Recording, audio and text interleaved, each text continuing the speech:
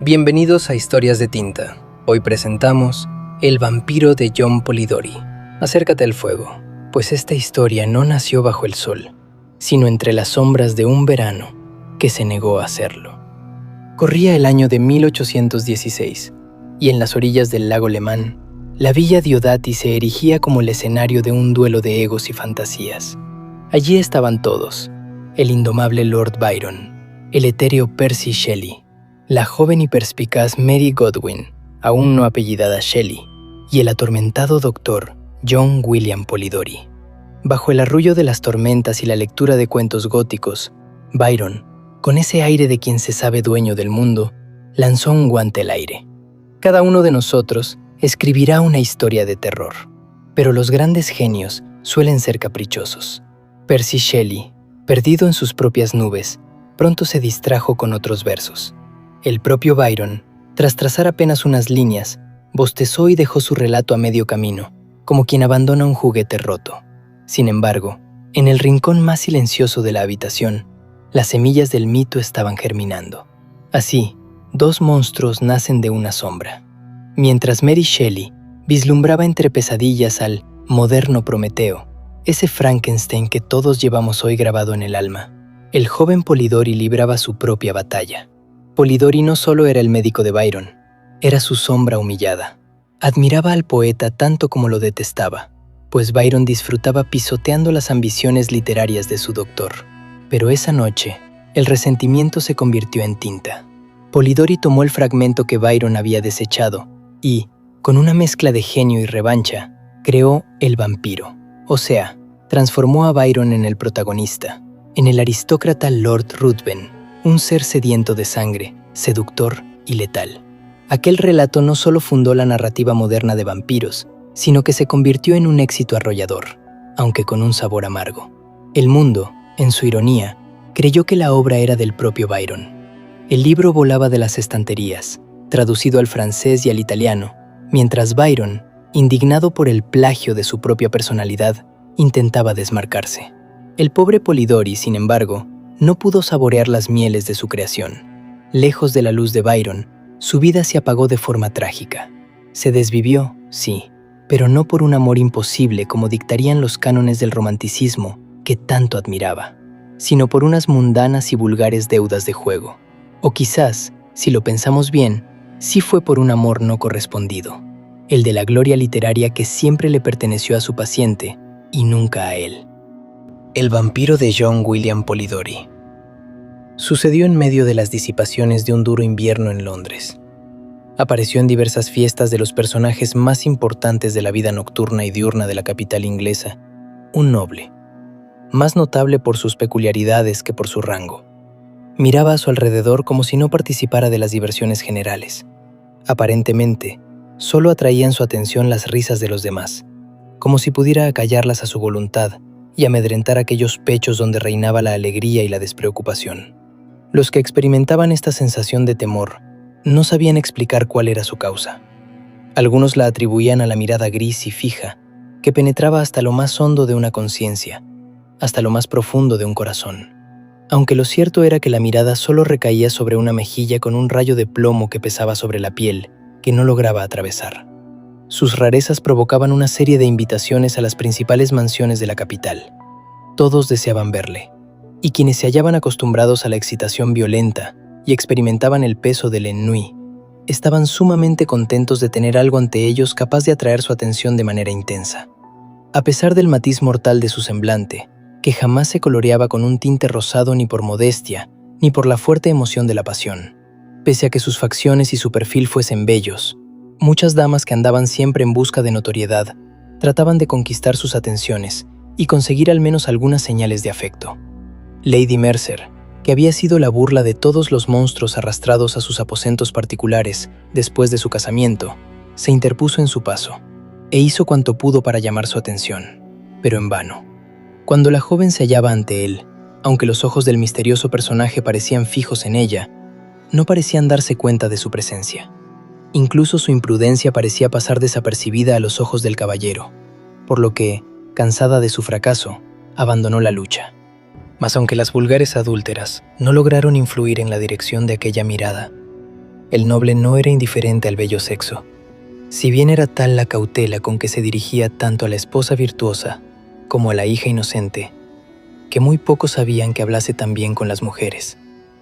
Sin embargo, pronto se ganó la fama de poseer una lengua meritoria.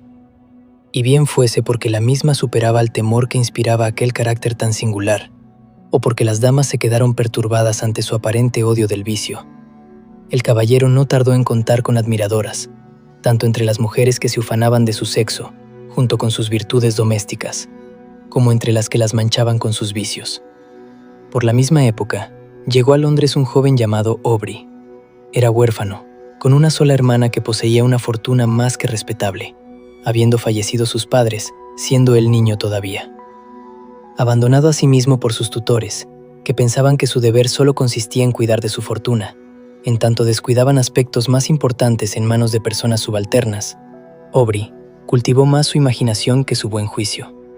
Por consiguiente, alimentaba los sentimientos románticos del honor y el candor, que diariamente arruinan a tantos jóvenes inocentes.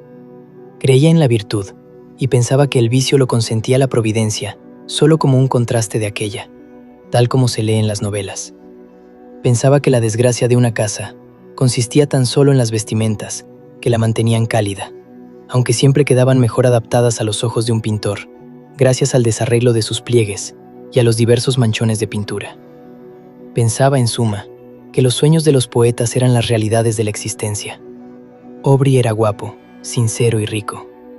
Por tales razones, tras su ingreso en los círculos alegres, le rodearon y atosigaron muchas mujeres, con hijastras casaderas y muchas esposas en busca de pasatiempos extraconyugales.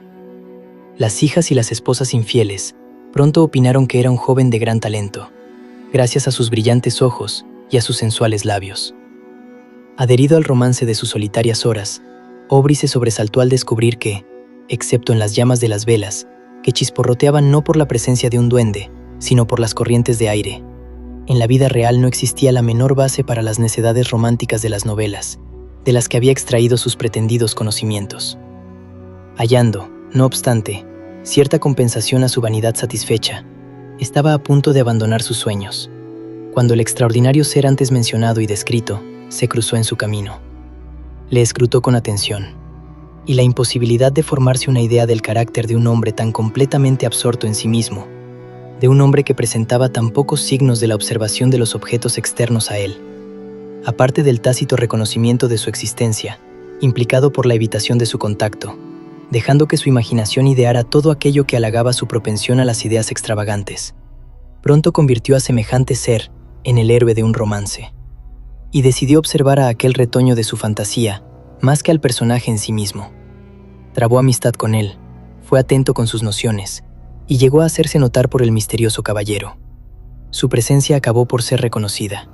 Se enteró gradualmente de que Lord Ruthven tenía unos asuntos algo embrollados, y no tardó en averiguar, de acuerdo con las notas halladas en la calle, que estaba a punto de emprender un viaje. Deseando obtener más información con respecto a tan singular criatura, que hasta entonces solo había excitado su curiosidad sin apenas satisfacerla, Aubrey les comunicó a sus tutores que había llegado el instante de realizar una excursión, que durante muchas generaciones se creía necesaria para que la juventud trepara rápidamente por las escaleras del vicio, igualándose con las personas maduras, con lo que no parecerían caídos del cielo cuando se mencionara ante ellos intrigas escandalosas, como temas de placer y alabanza, según el grado de perversión de las mismas. Los tutores accedieron a su petición, e inmediatamente Aubrey le contó sus intenciones a Lord Ruthven, sorprendiéndose agradablemente cuando éste le invitó a viajar en su compañía. Muy ufano de esta prueba de afecto, por parte de una persona que aparentemente no tenía nada en común con los demás mortales, aceptó encantado. Unos días más tarde, ya habían cruzado el Canal de la Mancha. Hasta entonces, Aubrey no había tenido oportunidad de estudiar a fondo el carácter de su compañero de viaje, y de pronto descubrió que, aunque gran parte de sus acciones eran plenamente visibles, los resultados ofrecían conclusiones muy diferentes, de acuerdo con los motivos de su comportamiento. Su compañero era muy liberal. El vago, el ocioso y el pordiosero recibían de su mano más de lo necesario para aliviar sus necesidades más perentorias. Pero Aubrey observó asimismo que Lord Ruthven jamás aliviaba las desdichas de los virtuosos, reducidos a la indigencia por la mala suerte, a los cuales despedía sin contemplaciones y aún con burlas. Cuando alguien acudía a él, no para remediar sus necesidades, sino para poder hundirse en la lujuria o en las más tremendas iniquidades. Lord Ruthven jamás negaba su ayuda. Sin embargo, Aubrey atribuía esta nota de su carácter a la mayor importunidad del vicio, que generalmente es mucho más insistente que el desdichado y el virtuoso indigente. En las obras de beneficencia del Lord había una circunstancia que quedó muy grabada en la mente del joven. Todos aquellos a quienes ayudaba Lord Ruthven inevitablemente veían caer una maldición sobre ellos, pues eran llevados al cadalso o se hundían en la miseria más abyecta. En Bruselas y otras ciudades por las que pasaron, Aubrey se asombró ante la aparente avidez con que su acompañante buscaba los centros de los mayores vicios. Solía entrar en los garitos de faro, donde apostaba, y siempre con fortuna, salvo cuando un canalla era su antagonista, siendo entonces cuando perdía más de lo que había ganado antes. Pero siempre conservaba la misma expresión pétrea, imperturbable, con la que generalmente contemplaba a la sociedad que le rodeaba. No sucedía lo mismo cuando el noble se tropezaba con la novicia juvenil o con un padre infortunado de una familia numerosa. Entonces, su deseo parecía la ley de la fortuna, dejando de lado su abstracción, al tiempo que sus ojos brillaban con más fuego que los del gato cuando juega con el ratón ya moribundo. En todas las ciudades dejaba a la florida juventud asistente a los círculos por él frecuentados, echando maldiciones, en la soledad de una fortaleza del destino que la había arrastrado hacia él, al alcance de aquel mortal enemigo.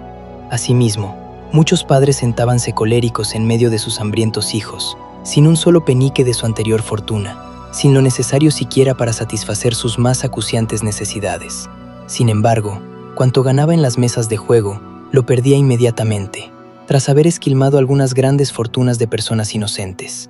Este podía ser el resultado de cierto grado de conocimiento, capaz de combatir la destreza de los más experimentados.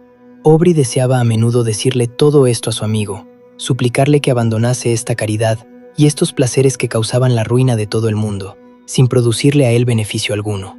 Pero demoraba esta súplica, porque un día y otro, esperaba que su amigo le diera una oportunidad de poder hablarle con franqueza y sinceridad, cosa que nunca ocurrió. Lord Ruthven, en su carruaje, y en medio de la naturaleza más lujuriosa y salvaje, siempre era el mismo. Sus ojos hablaban menos que sus labios, y aunque Aubrey se hallaba tan cerca del objeto de su curiosidad, no obtenía mayor satisfacción de este hecho que la de la constante exaltación del vano deseo de desentrañar aquel misterio que a su excitada imaginación empezaba a asumir las proporciones de algo sobrenatural. No tardaron en llegar a Roma, y Aubrey perdió de vista a su compañero por algún tiempo, dejándole en la cotidiana compañía del círculo de amistades de una condesa italiana, en tanto él visitaba los monumentos de la ciudad casi desierta. Estando así ocupado, llegaron varias cartas de Inglaterra, que abría con impaciencia. La primera era de su hermana, dándole las mayores seguridades de su cariño. Las otras eran de sus tutores, y la última le dejó asombrado. Si antes había pasado por su imaginación que su compañero de viaje poseía algún malvado poder, aquella carta parecía reforzar tal creencia. Sus tutores insistían en que abandonase inmediatamente a su amigo, urgiéndole a ello en vista de la maldad de tal personaje, a causa de sus casi irresistibles poderes de seducción, que tornaban sumamente peligrosos sus hábitos para con la sociedad en general. Habían descubierto que su desdén hacia las adúlteras no tenía su origen en el odio a ellas, sino que había requerido, para aumentar su satisfacción personal, que las víctimas, los compañeros de la culpa, fuesen arrojadas desde el pináculo de la virtud inmaculada a los más hondos abismos de la infamia y la degradación. En resumen, que todas aquellas damas a las que había buscado, aparentemente por sus virtudes, habíanse quitado la máscara desde la partida de Lord Ruthven, y no sentían ya el menor escrúpulo en exponer toda la deformidad de sus vicios a la contemplación pública. Aubrey decidió al punto separarse de un personaje que todavía no le había mostrado ni un solo punto brillante en donde posar la mirada. Resolvió inventar un pretexto plausible para abandonarle, proponiéndose, mientras tanto, continuar vigilándole estrechamente y no dejar pasar la menor circunstancia acusatoria. De este modo, penetró en el mismo círculo de amistades que Lord Ruthven, y no tardó en darse cuenta de que su amigo estaba dedicado a ocuparse de la inexperiencia de la hija de la dama, cuya mansión frecuentaba más a menudo. En Italia, es muy raro que una mujer soltera frecuente los círculos sociales, por lo que Lord Ruthven se veía obligado a llevar adelante sus planes en secreto. Pero la mirada de Aubrey le siguió en todas sus tortuosidades, y pronto averiguó que la pareja había concertado una cita que sin duda iba a causar la ruina de una chica inocente, poco reflexiva. Sin pérdida de tiempo, se presentó en el apartamento de su amigo, y bruscamente le preguntó cuáles eran sus intenciones con respecto a la joven, manifestándole al propio tiempo que estaba enterado de su cita para aquella misma noche. Lord Ruthven contestó que sus intenciones eran las que podían suponerse en semejante menester, y al ser interrogado respecto a si pensaba casarse con la muchacha, se echó a reír. Aubrey se marchó, e inmediatamente redactó una nota alegando que desde aquel momento renunciaba a acompañar a Lord Ruthven durante el resto del viaje. Luego le pidió a su sirviente que buscase otro apartamento, y fue a visitar a la madre de la joven, a la que informó de cuanto sabía, no solo respecto a su hija, sino también al carácter de Lord Ruthven. La cita quedó cancelada. Al día siguiente, Lord Ruthven se limitó a enviar a su criado con una comunicación en la que se avenía a una completa separación, mas sin insinuar que sus planes hubieran quedado arruinados por la intromisión de Aubrey. Tras salir de Roma, el joven dirigió sus pasos a Grecia, y tras cruzar la península, llegó a Atenas. Allí fijó su residencia en casa de un griego, no tardando en hallarse sumamente ocupado en buscar las pruebas de la antigua gloria en unos monumentos que, avergonzados al parecer de ser testigos mudos de las hazañas de los hombres que antes fueron libres para convertirse después en esclavos, se hallaban escondidos debajo del polvo o de intrincados líquenes. Bajo su mismo techo, habitaba un ser tan delicado y bello que podía haber sido la modelo de un pintor que deseara llevar a la tela la esperanza prometida a los seguidores de Mahoma en el paraíso, salvo que sus ojos eran demasiado pícaros y vivaces para pretender a un alma y no a un ser vivo. Cuando bailaba en el prado o correteaba por el monte, parecía mucho más ágil y veloz que las gacelas, y también mucho más grácil. Era, en resumen, el verdadero sueño de un epicuro. El leve paso de Yante acompañaba a menudo a Aubrey en su búsqueda de antigüedad, y a veces la inconsciente joven se empeñaba en la persecución de una mariposa de cachemira, mostrando la hermosura de sus formas al dejar flotar su túnica al viento, bajo la ávida mirada de Aubrey, que así olvidaba las letras que acababa de descifrar en una tablilla medio borrada. A veces, sus trenzas relucían a los rayos del sol con un brillo sumamente delicado, cambiando rápidamente de matices, pudiendo ello haber sido la excusa del olvido del joven anticuario, que dejaba huir de su mente el objeto que antes había creído de capital importancia para la debida interpretación de un pasaje de Pausanias. Pero, ¿por qué intentar describir unos encantos que todo el mundo veía, mas nadie podía apreciar? Era la inocencia, la juventud, la belleza, sin estar aún contaminadas por los atestados salones, por las salas de baile. Mientras el joven anotaba los recuerdos que deseaba conservar en su memoria para el futuro, la muchacha estaba a su alrededor, contemplando los mágicos efectos del lápiz que trazaba los paisajes de su solar patrio. Entonces, ella le describía las danzas en la pradera, pintándoselas con todos los colores de su juvenil paleta, las pompas matrimoniales entrevistas en su niñez, y, refiriéndose a los temas que evidentemente más la habían impresionado, hablaba de los cuentos sobrenaturales de su nodriza. Su afán y la creencia en lo que narraba excitaron el interés de Aubrey. A menudo, cuando ella contaba el cuento del vampiro vivo, que había pasado muchos años entre amigos y sus más queridos parientes alimentándose con la sangre de las doncellas más hermosas para prolongar su existencia unos meses más, la suya se le helaba a Aubrey en las venas, mientras intentaba reírse de aquellas horribles fantasías. Sin embargo, Yante le citaba nombres de ancianos que, por lo menos, habían contado entre sus contemporáneos con un vampiro vivo, habiendo hallado a parientes cercanos y algunos niños marcados con la señal del apetito del monstruo. Cuando la joven veía que Aubrey se mostraba incrédulo ante tales relatos, le suplicaba que la creyese, puesto que la gente había observado que aquellos que se atrevían a negar la existencia del vampiro siempre obtenían alguna prueba que, con gran dolor y penosos castigos, les obligaba a reconocer su existencia. Yante le detalló la aparición tradicional de aquellos monstruos, y el horror de Aubrey aumentó al escuchar una descripción casi exacta de Lord Ruthven. Pese a ello, el joven persistió en querer convencer a la joven griega de que sus temores no podían ser debidos a una cosa cierta, si bien al mismo tiempo repasaba en su memoria todas las coincidencias que le habían incitado a creer en los poderes sobrenaturales de Lord Ruthven. Aubrey cada día sentíase más ligado a Yante, ya que su inocencia, tan en contraste con las virtudes fingidas de las mujeres entre las que había buscado su idea de romance, había conquistado su corazón. Si bien le parecía ridícula la idea de que un muchacho inglés, de buena familia y mejor educación, se casara con una joven griega, carente casi de cultura, lo cierto era que cada vez amaba más a la doncella que le acompañaba constantemente. En algunas ocasiones se separaba de ella, decidido a no volver a su lado hasta haber conseguido sus objetivos, pero siempre le resultaba imposible concentrarse en las ruinas que le rodeaban, teniendo constantemente en su mente la imagen de quien lo era todo para él. Y Yante no se daba cuenta del amor que por ella experimentaba Aubrey, mostrándose con él la misma chiquilla casi infantil de los primeros días. Siempre, no obstante, se despedía del joven con frecuencia, mas ello se debía tan solo a no tener a nadie con quien visitar sus sitios favoritos, en tanto su acompañante se hallaba ocupado bosquejando o descubriendo algún fragmento que había escapado a la acción destructora del tiempo. La joven apeló a sus padres para dar fe de la existencia de los vampiros, y todos, con algunos individuos presentes, afirmaron su existencia, pálidos de horror ante aquel solo nombre. Poco después, Aubrey decidió realizar una excursión, que le llevaría varias horas.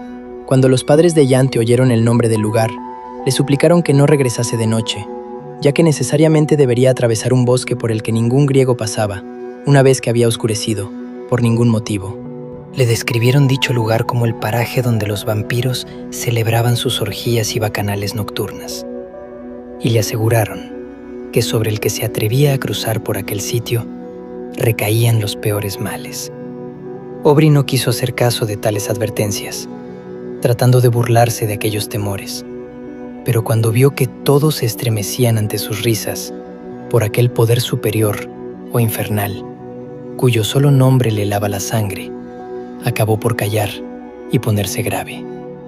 A la mañana siguiente, Aubrey salió de excursión, según había proyectado.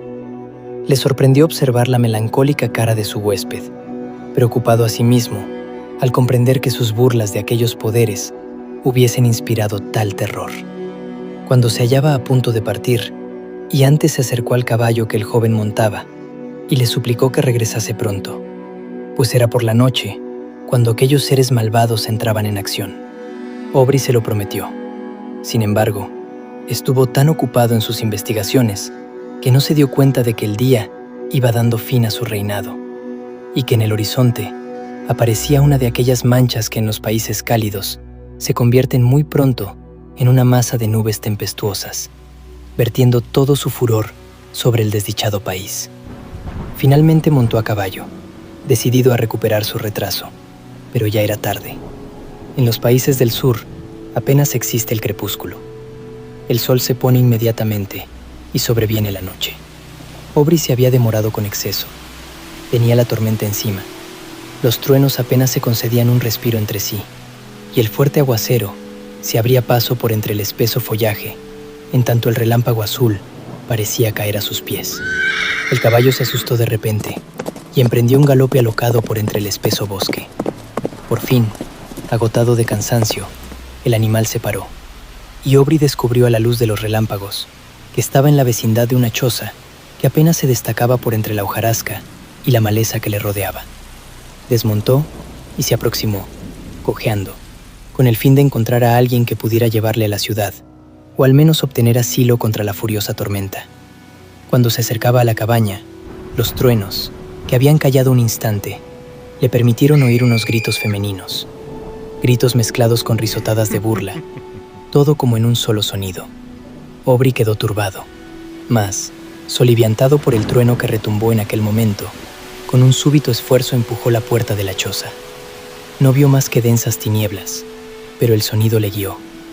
Aparentemente, nadie se había dado cuenta de su presencia, pues aunque llamó, los mismos sonidos continuaron, sin que nadie reparase al parecer en él. No tardó en tropezar con alguien, a quien apresó inmediatamente. De pronto, una voz volvió a gritar de manera ahogada, y al grito sucedió una carcajada. Aubrey hallóse al momento asido por una fuerza sobrehumana. Decidido a vender cara a su vida, luchó más en vano. Fue levantado del suelo y arrojado de nuevo al mismo con una potencia enorme. Luego, su enemigo se le echó encima y, arrodillado sobre su pecho, le rodeó la garganta con las manos. De repente, el resplandor de varias antorchas entrevistas por el agujero que hacía las veces de ventana vino en su ayuda. Al momento, su rival se puso de pie y, separándose del joven, corrió hacia la puerta. Muy poco después, el crujido de las ramas caídas al ser pisoteadas por el fugitivo también dejó de oírse. La tormenta había cesado, y Aubrey, incapaz de moverse, gritó, siendo oído poco después por los portadores de antorchas. Entraron a la cabaña, y el resplandor de la resina quemada cayó sobre los muros de barro y el techo de bálago, totalmente lleno de mugre. A instancias del joven, Los recién llegados buscaron a la mujer que le había atraído con sus chillidos. Volvió, por tanto, a quedarse en tinieblas. ¿Cuál fue su horror cuando de nuevo quedó iluminado por la luz de las antorchas, pudiendo percibir la forma etérea de su amada convertida en un cadáver? Cerró los ojos, esperando que solo se tratase de un producto espantoso de su imaginación. Pero volvió a ver la misma forma al abrirlos, tendida a su lado. No había el menor color en sus mejillas, ni siquiera en sus labios, y en su semblante se veía una inmovilidad que resultaba casi tan atrayente como la vida que antes lo animara. En el cuello y en el pecho había sangre, en la garganta las señales de los colmillos que se habían hincado en las venas. ¡Un vampiro! ¡Un vampiro!, gritaron los componentes de la partida ante aquel espectáculo. Rápidamente construyeron unas parihuelas, y Aubrey echó a andar al lado de la que había sido el objeto de tan brillantes visiones, ahora muerta en la flor de su vida. Aubrey no podía ni siquiera pensar, pues tenía el cerebro ofuscado, pareciendo querer refugiarse en el vacío. Sin casi darse cuenta, empuñaba en su mano una daga de forma especial que habían encontrado en la choza. La partida no tardó en reunirse con más hombres, enviados a la búsqueda de la joven por su afligida madre. Los gritos de los exploradores al aproximarse a la ciudad advirtieron a los padres de la doncella que había sucedido una horrorosa catástrofe. Sería imposible describir su dolor. Cuando comprobaron la causa de la muerte de su hija, miraron a Aubrey y señalaron el cadáver. Estaban inconsolables, y ambos murieron de pesar. Aubrey, ya en la cama, padeció una violentísima fiebre, con mezcolanza de delirios. En estos intervalos llamaba a Lord Ruthven y a Iante, mediante cierta combinación que le parecía una súplica a su antiguo compañero de viaje para que perdonase la vida de la doncella. Otras veces lanzaba imprecaciones contra Lord Ruthven, maldiciéndole como asesino de la joven griega. Por casualidad, Lord Ruthven llegó por aquel entonces a Atenas. Cuando se enteró del estado de su amigo, se presentó inmediatamente en su casa y se convirtió en su enfermero particular. Cuando Aubrey se recobró de la fiebre y los delirios, quedóse horrorizado, petrificado, ante la imagen de aquel a quien ahora consideraba un vampiro. Lord Ruthven, con sus amables palabras, que implicaban casi cierto arrepentimiento por la causa que había motivado su separación, y la ansiedad, las atenciones y los cuidados prodigados a Aubrey, hicieron que éste pronto se reconciliase con su presencia. Lord Ruthven parecía cambiado, no siendo ya el ser apático de antes, que tanto había asombrado a Aubrey.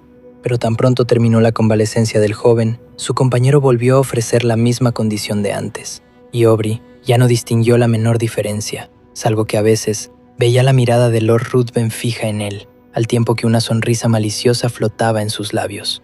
Sin saber por qué, aquella sonrisa le molestaba. Durante la última fase de su recuperación, Lord Ruthven pareció absorto en la contemplación de las olas que levantaban el mar la brisa marina, o en señalar el progreso de los astros que, como el nuestro, dan vueltas en torno al sol. Y más que nada, parecía evitar todas las miradas ajenas. Aubrey, a causa de la desgracia sufrida, tenía su cerebro bastante debilitado, y la elasticidad de espíritu que antes era su característica más acusada, parecía haberle abandonado para siempre. No era tan amante del silencio y la soledad como Lord Ruthven, pero deseaba estar solo, cosa que no podía conseguir en Atenas. Si se dedicaba a explorar las ruinas de la antigüedad, el recuerdo de Iante a su lado le atosigaba de continuo. Si recorría los bosques, el paso ligero de la joven parecía corretear a su lado, en busca de la modesta Violeta. De repente, esta visión se esfumaba, y en su lugar veía el rostro pálido y la garganta herida de la joven, con una tímida sonrisa en sus labios. Decidió rehuir tales visiones, que en su mente creaban una serie de amargas asociaciones. De este modo, le propuso a Lord Ruthven, a quien sentíase unido por los cuidados que aquél le había prodigado durante su enfermedad, que visitasen aquellos rincones de Grecia que aún no habían visto. Los dos recorrieron la península en todas las direcciones, buscando cada rincón que pudiera estar unido a un recuerdo. Pero aunque lo exploraron todo, nada vieron que llamase realmente su interés. Oían hablar mucho de diversas bandas de ladrones, mas gradualmente fueron olvidándose de ellas atribuyéndolas a la imaginación popular o a la invención de algunos individuos cuyo interés consistía en excitar la generosidad de aquellos a quienes fingían proteger de tales peligros. En consecuencia, sin hacer caso de tales advertencias, en cierta ocasión viajaban con muy poca escolta, cuyos componentes más debían servirles de guía que de protección. Al penetrar en un estrecho desfiladero, en el fondo del cual se hallaba el lecho de un torrente, lleno de grandes masas rocosas desprendidas de los altos acantilados que lo flanqueaban, tuvieron motivos para arrepentirse de su negligencia. Apenas se habían adentrado por paso tan angosto, cuando se vieron sorprendidos por el silbido de las balas que pasaban muy cerca de sus cabezas y las detonaciones de varias armas. Al instante siguiente, la escolta les había abandonado, y resguardándose detrás de las rocas, empezaron todos a disparar contra sus atacantes. Lord Ruthven y Aubrey, imitando su ejemplo, se retiraron momentáneamente al amparo de un recodo del desfiladero. Avergonzados por asustarse tanto ante un vulgar enemigo, que con gritos insultantes les conminaba a seguir avanzando, y estando expuestos al mismo tiempo a una matanza segura, si alguno de los ladrones se situaba más arriba de su posición y les atacaba por la espalda, determinaron precipitarse al frente, en busca del enemigo. Apenas abandonaron el refugio rocoso, Lord Ruthven recibió en el hombro el impacto de una bala que le envió rodando al suelo. Aubrey corrió en su ayuda, sin hacer caso del peligro a que se exponía, mas no tardó en verse rodeado por los malhechores, al tiempo que los componentes de la escolta, al ver herido a Lord Ruthven, levantaron inmediatamente las manos en señal de rendición. Mediante la promesa de grandes recompensas, Aubrey logró convencer a sus atacantes para que trasladasen a su herido amigo a una cabaña situada no lejos de allí. Tras haber concertado el rescate a pagar, los ladrones no le molestaron, contentándose con vigilar la entrada de la cabaña hasta el regreso de uno de ellos, que debía percibir la suma prometida gracias a una orden firmada por el joven. Las energías de Lord Ruthven disminuyeron rápidamente. 2 días más tarde, la muerte pareció ya inminente. Su comportamiento y su aspecto no habían cambiado, pareciendo tan inconsciente al dolor como a cuanto le rodeaba. Hacia el fin del tercer día, su mente pareció extraviarse, y su mirada se fijó insistentemente en Aubrey, el cual sintióse impulsado a ofrecerle más que nunca su ayuda. Sí, tú puedes salvarme, puedes hacer aún mucho más. No me refiero a mi vida, pues temo tan poco a la muerte como al término del día. Pero puedes salvar mi honor. Sí, puedes salvar el honor de tu amigo. Decidme cómo, asintió Aubrey, y lo haré. Es muy sencillo. Yo necesito muy poco. Mi vida necesita espacio. Oh, no puedo explicarlo todo. Mas si callas cuanto sabes de mí, mi honor se verá libre de las murmuraciones del mundo. Y si mi muerte es por algún tiempo desconocida en Inglaterra, viviré. Nadie lo sabrá. Júralo, exigió el moribundo, incorporándose con gran violencia. Júralo por las almas de tus antepasados, por todos los temores de la naturaleza. Jura que durante 1 año y 1 día no le contarás a nadie mis crímenes ni mi muerte, pase lo que pase, veas lo que veas. Sus ojos parecían querer salir de sus órbitas. «Lo juro», exclamó Aubrey. Lord Ruthven se dejó caer sobre la almohada, lanzando una carcajada, y expiró. Aubrey retiróse a descansar, mas no durmió, pues su cerebro daba vueltas y más vueltas sobre los detalles de su amistad con tan extraño ser, y sin saber por qué, cuando recordaba el juramento prestado, sentíase invadido por un frío extraño, con el presentimiento de una desgracia inminente. Levantóse muy temprano al día siguiente, e iba ya a entrar en la cabaña donde había dejado el cadáver, cuando uno de los ladrones le comunicó que ya no estaba allí, puesto que él y sus camaradas lo habían transportado a la cima de la montaña, según la promesa hecha al difunto, de que lo dejarían expuesto al primer rayo de luna después de su muerte. Aubrey quedóse atónito ante aquella noticia. Junto con varios individuos, decidió ir a donde habían dejado a Lord Ruthven para enterrarlo debidamente. Pero una vez en la cumbre de la montaña, no halló ni rastro del cadáver ni de sus ropas, aunque los ladrones juraron que era aquel el lugar en que dejaron al muerto. Durante algún tiempo su mente perdióse en conjeturas, hasta que decidió descender de nuevo, convencido de que los ladrones habían enterrado el cadáver tras despojarlo de sus vestiduras. Harto de un país en el que solo había padecido tremendos horrores y en el que todo conspiraba para fortalecer aquella superstición melancólica que se había adueñado de su mente, resolvió abandonarlo, no tardando en llegar a Esmirna. Mientras esperaba un barco que le condujera a Otranto o a Nápoles, estuvo ocupado en disponer los efectos que tenía consigo y que habían pertenecido a Lord Ruthven. Entre otras cosas, halló un estuche que contenía varias armas, más o menos adecuadas para asegurar la muerte de una víctima. Dentro se hallaban varias dagas y yataganes.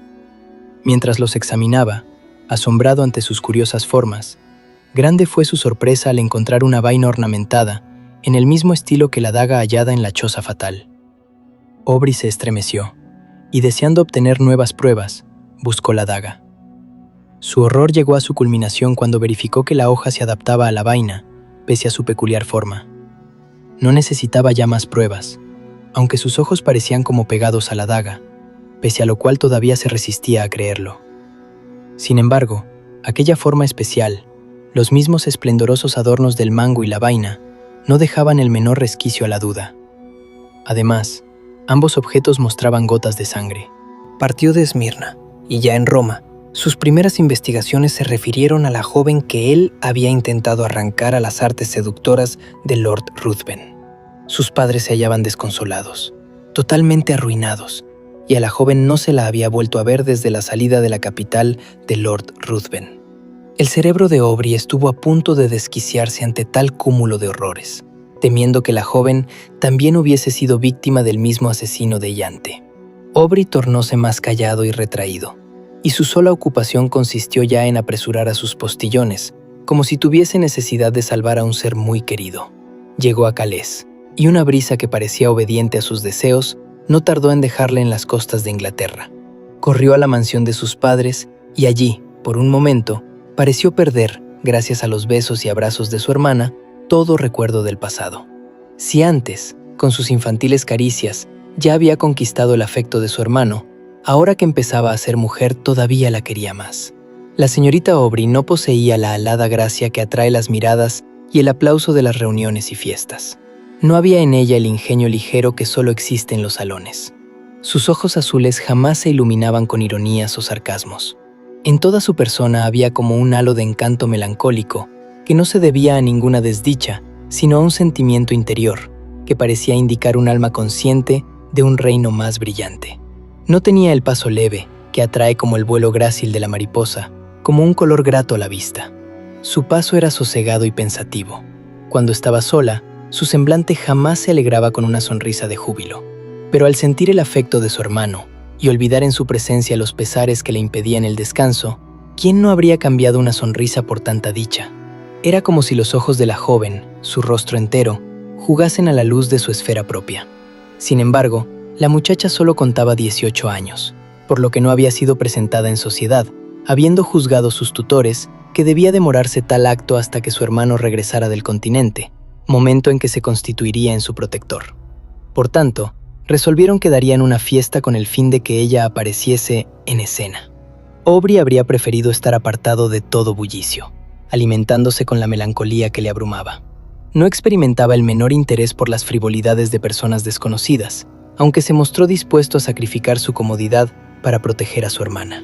De esta manera, no tardaron en llegar a su casa de la capital, a fin de disponerlo todo para el día siguiente, elegido para la fiesta.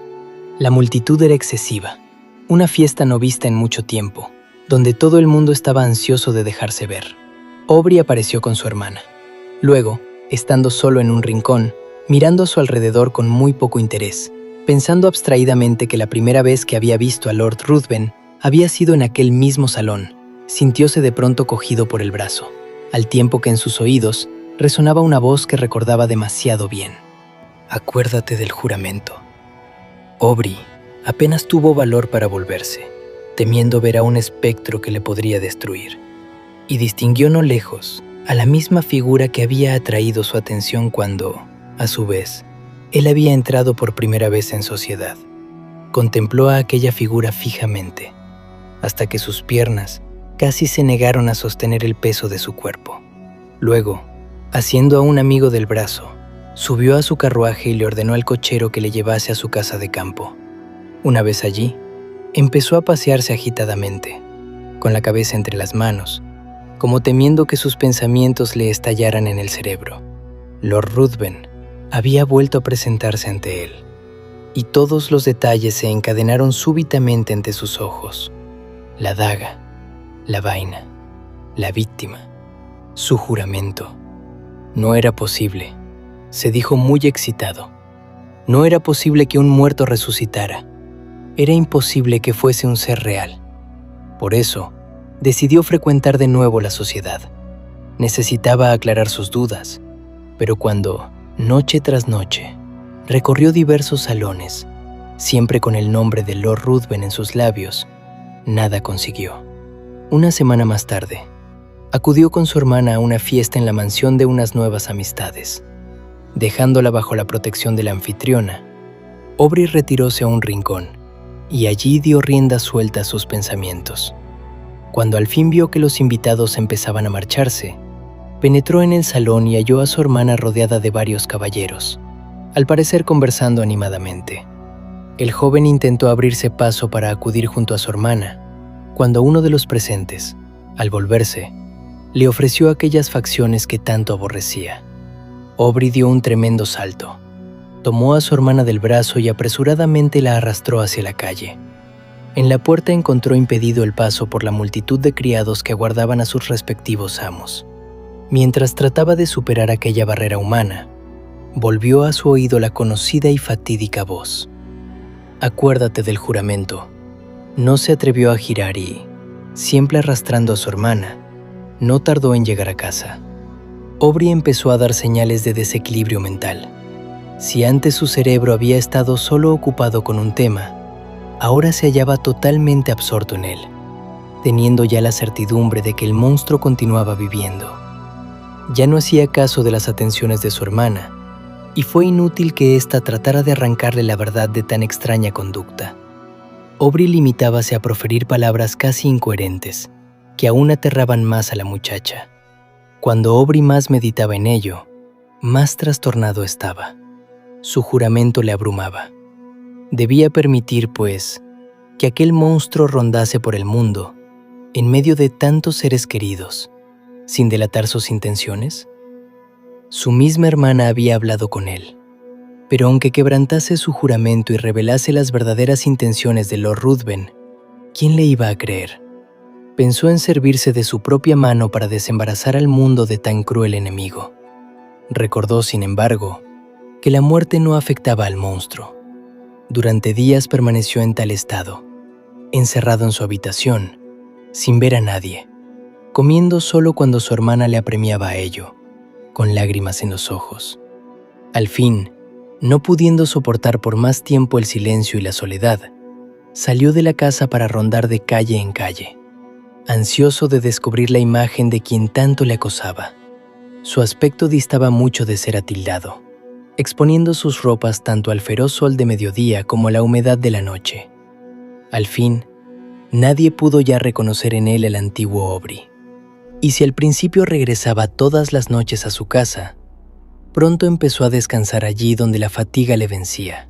Su hermana, angustiada por su salud, empleó a algunas personas para que le siguiesen, pero el joven supo distanciarlas, puesto que huía de un perseguidor más veloz que aquellas, su propio pensamiento. Su conducta, no obstante, cambió de pronto, sobresaltado ante la idea de que estaba abandonando a sus amigos, con un feroz enemigo entre ellos, de cuya presencia no tenían el menor conocimiento. Decidió entrar de nuevo en sociedad y vigilarle estrechamente, ansiando advertir, a pesar de su juramento, a todos aquellos a quienes Lord Ruthven demostrase cierta amistad. Mas al entrar en un salón, su aspecto miserable, su barba de varios días, resultaron tan sorprendentes, sus estremecimientos interiores tan visibles, que su hermana vióse al fin obligada a suplicarle que se abstuviesen bien de ambos a una sociedad que la afectaba de manera tan extraña. Cuando esta súplica resultó vana, los tutores creyeron su deber interponerse, y temiendo que el joven tuviera trastornado el cerebro, pensaron que había llegado el momento de recobrar ante él la autoridad delegada por sus difuntos padres. Deseoso de precaverle de las heridas mentales y de los sufrimientos físicos que padecía a diario en sus vagabundeos, e impedir que se expusiera a los ojos de sus amistades con las inequívocas señales de su trastorno, acudieron a un médico para que residiera en la mansión y cuidase de Aubrey. Este apenas pareció darse cuenta de ello. Tan completamente absorta estaba su mente en el otro asunto. Su incoherencia acabó por ser tan grande que se vio confinado en su dormitorio. Allí pasaba los días tendido en la cama, incapaz de levantarse. Su rostro se tornó demacrado y sus pupilas adquirieron un brillo vidrioso. Solo mostraba cierto reconocimiento y afecto cuando entraba su hermana a visitarle. A veces se sobresaltaba y, tomándole las manos, con unas miradas que afligían intensamente a la joven, deseaba que el monstruo no la hubiese tocado ni rozado siquiera. «Oh, hermana querida, no le toques. Si de veras me quieres, no te acerques a él». Sin embargo, cuando ella le preguntaba a quién se refería, Aubrey se limitaba a murmurar: «Es verdad, Es verdad, y de nuevo se hundía en su abatimiento anterior, del que su hermana no lograba ya arrancarle. Esto duró muchos meses, pero gradualmente, en el transcurso de aquel año, sus incoherencias fueron menos frecuentes y su cerebro se aclaró bastante, al tiempo que sus tutores observaban que varias veces diarias contaba con los dedos cierto número y luego sonreía. Al llegar el último día del año, uno de los tutores entró en el dormitorio y empezó a conversar con el médico respecto a la melancolía del muchacho, precisamente cuando al día siguiente debía casarse su hermana. Instantáneamente Aubrey mostróse alerta y preguntó angustiosamente con quién iba a contraer matrimonio. Encantados de aquella demostración de cordura, de la que le creía en privado, mencionaron el nombre del conde de Marsden. Creyendo que se trataba del joven conde al que él había conocido en sociedad, Aubrey pareció complacido, y aún asombró más a sus oyentes al expresar su intención de asistir a la boda y su deseo de ver cuanto antes a su hermana. Aunque ellos se negaron a este anhelo, su hermana no tardó en hallarse a su lado. Aubrey, al parecer, no fue capaz de verse afectado por el influjo de la encantadora sonrisa de la muchacha, puesto que la abrazó, la besó en las mejillas, bañadas en lágrimas por la propia joven, al pensar que su hermano volvía a estar en el mundo de los cuerdos. Aubrey empezó a expresar su cálido afecto y a felicitarla por casarse con una persona tan distinguida, cuando de repente se fijó en un medallón que ella lucía sobre el pecho. Al abrirlo, ¿cuál no sería su inmenso estupor al descubrir las facciones del monstruo que tanto y tan funestamente había influido en su existencia? En un paroxismo de furor, tomó el medallón y arrojándolo al suelo, lo pisoteó. Cuando ella le preguntó por qué había destruido el retrato de su futuro esposo, Aubrey la miró como sin comprender. Después, haciéndola de las manos y mirándola con una frenética expresión de espanto, quiso obligarla a jurar que jamás se casaría con semejante monstruo, ya que él no pudo continuar. Era como si su propia voz la recordase el juramento prestado, y al girarse en redondo, pensando que Lord Ruthven se hallaba detrás suyo, no vio a nadie. Mientras tanto, los tutores y el médico, que todo lo habían oído, pensando que la locura había vuelto a apoderarse de aquel pobre cerebro, entraron y le obligaron a separarse de su hermana. Aubrey cayó de rodillas ante ellos, suplicándoles que demorasen la boda un solo día. Mas ellos, atribuyendo tal petición a la locura que se imaginaban devoraba su mente, intentaron calmarle y le dejaron solo. Lord Ruthven visitó la mansión a la mañana siguiente de la fiesta, y le fue negada la entrada como a todo el mundo. Cuando se enteró de la enfermedad de Aubrey, comprendió que era él la causa inmediata de la misma. Cuando se enteró de que el joven estaba loco, apenas si consiguió ocultar su júbilo ante aquellos que le ofrecieron esta información. Corrió a casa de su antiguo compañero de viaje, y con sus constantes cuidados y fingimiento del gran interés que sentía por su hermano y por su triste destino, gradualmente fue conquistando el corazón de la señorita Aubrey. ¿Quién podía resistirse a aquel poder? Lord Ruthven hablaba de los peligros que le habían rodeado siempre, del escaso cariño que había hallado en el mundo, excepto por parte de la joven con la que conversaba. Desde que la conocía, su existencia había empezado a parecer digna de algún valor, aunque solo fuese por la atención que ella le prestaba. En fin, supo utilizar con tanto arte sus astutas mañas, o tal fue la voluntad del destino, que Lord Ruthven conquistó el amor de la hermana de Aubrey. Gracias al título de una rama de su familia, obtuvo una embajada importante que le sirvió de excusa para apresurar la boda, pese al trastorno mental del hermano, de modo que la misma tendría lugar al día siguiente, antes de su partida para el continente. Aubrey, una vez lejos del médico y el tutor, trató de sobornar a los criados, pero en vano. Pidió pluma y papel, que le entregaron, y escribió una carta a su hermana, conjurándola, si en algo apreciaba su felicidad, su honor y el de quienes yacían en sus tumbas, que antaño la habían tenido en brazos como su esperanza y la esperanza del buen nombre familiar, a posponer solo por unas horas aquel matrimonio, sobre el que vertía sus más terribles maldiciones. Los criados prometieron entregar la misiva, mas como se la dieron al médico, éste prefirió no alterar a la señorita Aubrey con lo que, consideraba, era solamente la manía de un demente. Transcurrió la noche sin descanso para ninguno de los ocupantes de la casa, y Aubrey percibió con horror los rumores de los preparativos para el casamiento. Vino la mañana, y a sus oídos llegó el ruido de los carruajes al ponerse en marcha. Aubrey se puso frenético. La curiosidad de los sirvientes superó al fin a su vigilancia, y gradualmente se alejaron para ver partir a la novia, dejando a Aubrey al cuidado de una indefensa anciana. Aubrey se aprovechó de aquella oportunidad. Saltó fuera de la habitación y no tardó en presentarse en el salón, donde todo el mundo se hallaba reunido, dispuesto para la marcha. Lord Ruthven fue el primero en divisarle, e inmediatamente se le acercó, haciéndolo del brazo con inusitada fuerza para sacarle de la estancia, trémulo de rabia. Una vez en la escalinata, le susurró al oído: «Acuérdate del juramento, y sabe que si hoy no es mi esposa, tu hermana quedará deshonrada. Las mujeres son tan frágiles». Así diciendo, le empujó hacia los criados, quienes, alertados ya por la anciana, le estaban buscando. Aubrey no pudo soportarlo más. Al no hallar salida a su furor, se le rompió un vaso sanguíneo y tuvo que ser trasladado rápidamente a su cama. Tal suceso no le fue mencionado a la hermana, que no estaba presente cuando aconteció, pues el médico temía causarle cualquier agitación.